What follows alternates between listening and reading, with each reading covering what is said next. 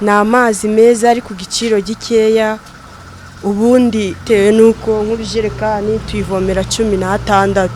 Bamwe mu baturage bo mu mirenge ya Nyundo na Rugerero mu karere ka Rubavu barashima ko umushinga wo kubegereza amazi meza watangijwe na sosiyete ya Aquavirunga ku bufatanye n'akarere ka Rubavu mu myaka 10 ihise watumye bacukubiri no gukoresha amazi mabi yabatezaga ibibazo by'uburwayi. Ubundi twajyaga tuvoma ibinamba tukavoma amazi mabi, ariko kuvaho iziye rwose tuvoma amazi meza cyane.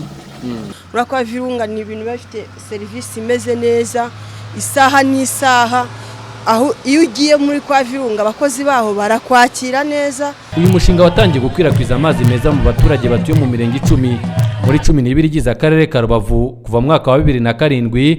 Dusayimana Joseph, umuyobozi wa Aquavirunga, avuga ko byasabye imbaraga nyinshi kugira abaturage bagezwaho amazi meza.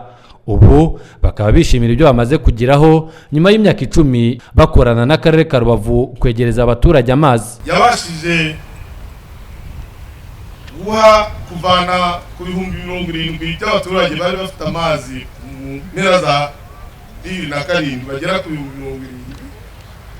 Ubu mu mpera mu ntangiriro z'uyu mwaka wa 2017 ubu abaturage bagerwaho n'amazi meza kandi neza bageze ku bihumbi 213 na 547. Ni ukuvuga ngo kuva muri iyi myaka 10 ishize, ni ukuvuga ngo amavomo rusange yiyongeyeho hafi 241.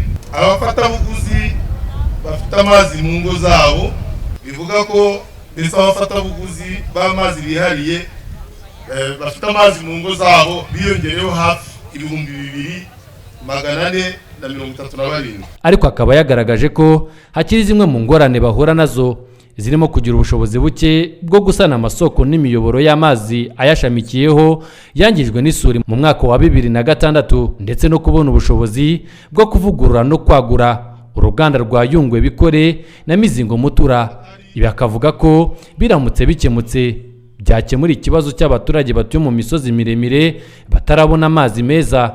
Umuyobozi w'akarere ka Rubavu Sinamenye Jeremy yashimiye uburyo Aquavirunga yongeye umubare w'abaturage bakoresha amazi meza muri aka karere, ariko agaragaza ko hakiri umubare muto w'abaturage ukeneye kwegerezwa amazi meza. Akarere ka Rubavu uyu munsi kageze ku ijanisha rya 45.9% y'abaturage bafite amazi meza. Turasaba abafatanyabikorwa bacu gukomeza ubufatanye kugira ngo abaturage bose b'akarere ka Rubavu bagezweho amazi meza 100%, cyane ko amazi ari soko y'ubuzima.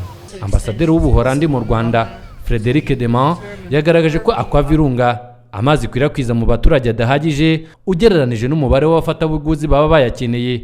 Avuga ko yaba iki kibazo ndetse n'izindi ngorane zagaragajwe ko abarebwa n'ibyo bibazo bahura bagafatanyiriza hamwe kubikemura kugira ngo abaturage begerezwe amazi meza kandi ahagije. Freddy Ruterana mu karere ka Rubavu.